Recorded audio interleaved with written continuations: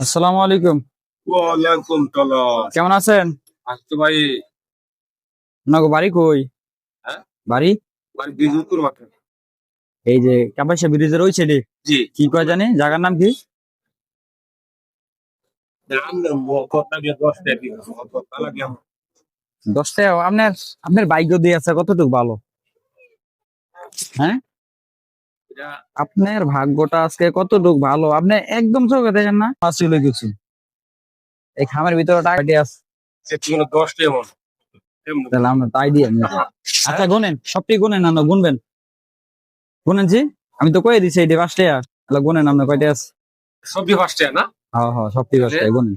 1 2 3 টাকা গুনতে পারেন না? 4 5 6 7 8 9 10 11 12 13 14 15 16 17